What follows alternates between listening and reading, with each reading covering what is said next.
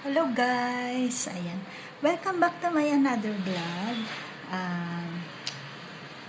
Ayan, parang nagkikrave ako ngayon ng isda. Punta tayo sa market.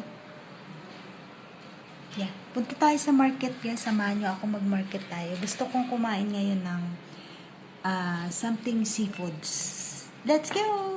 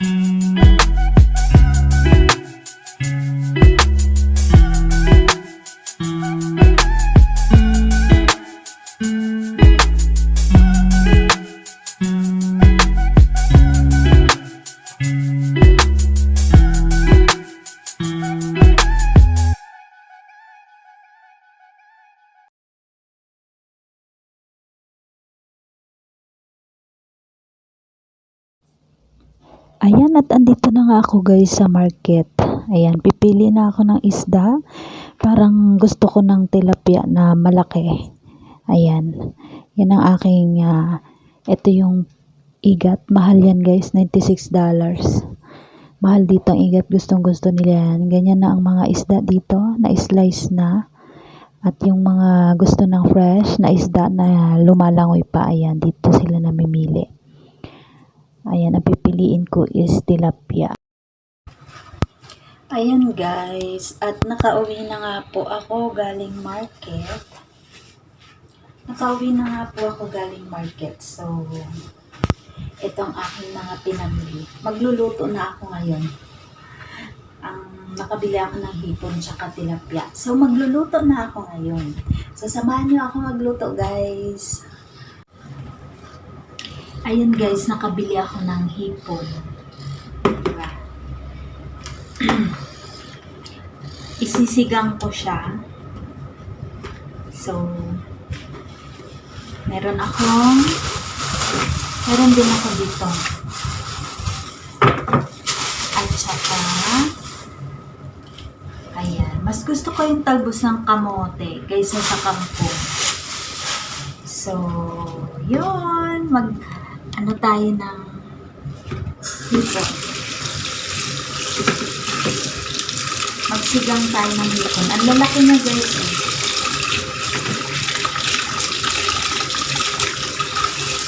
$30 po ito. Yun.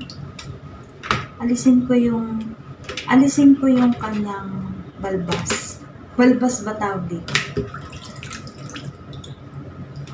Para walang sagabal kapag kakain.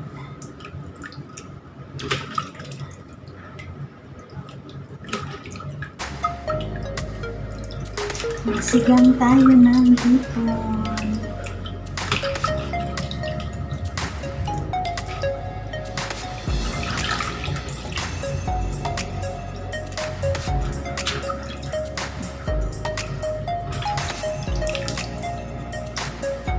Lalaki nga.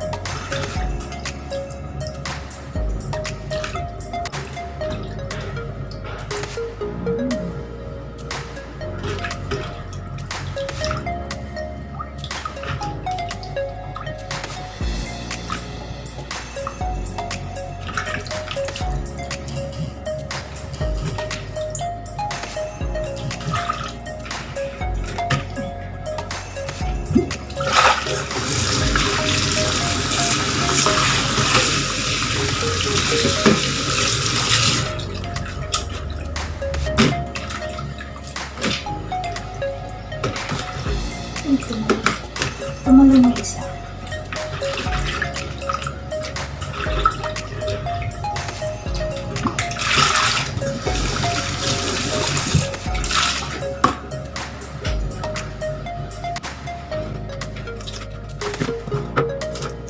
Hatiin ko siya kasi gusto kong magluto ng ginataang tilapia. So, kalahati sa sinigang, kalahati sa tilapia. And then, ilalahat ko na lang ng kamote. Diba?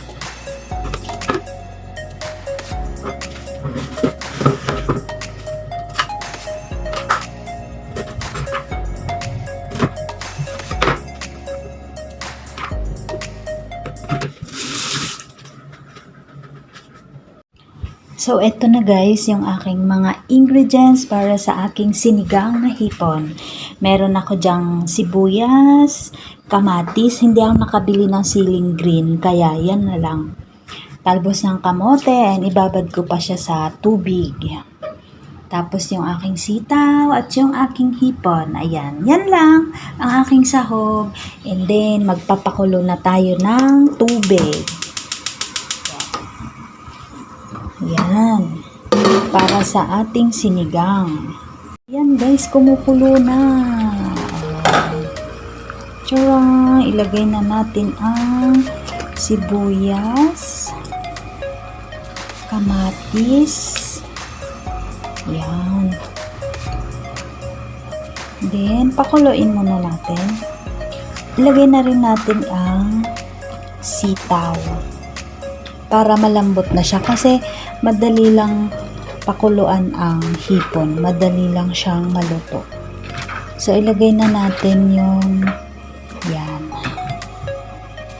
And then pakuluan natin muna, takpan.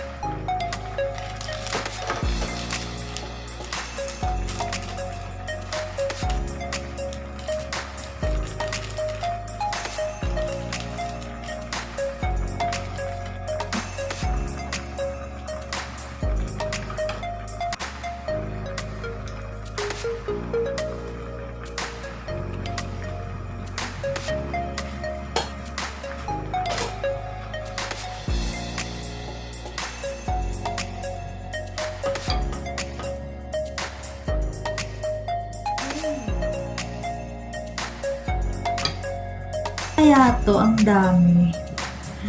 Ayan. Gusto kong mag-share sa aking kapitbahay. Tikman natin ang sabaw. Ang sarap. Yes, thank you so much guys sa pagsama sa akin sa pagluluto ng sinigang na hipon. And samahan nyo na rin akong kakain. Ako lang kasi mag-isa kakain. Nauubos ko kaya. Kaya ko kaya ubusin ito ngayon. Ang sarap. Kain na na! Ayan. Abangan ang next episode. Abangan nyo guys ang aking mukbang sa second video. Sa part 2. So, samahan niyo ako guys doon. Ngayon puputulin ko muna yung aking video kasi mahaba na siya. baka magsawa na kayo. So, thank you so much for watching. At kung bago ka po sa aking video, don't forget to like and subscribe and hit mo na rin po ang notification bell para updated ka po sa mga susunod kong video. So, thank you so much for watching and see you guys sa part 2, ang Kainan Blues. Okay. Bye! See you! Thank you so much and I love you guys!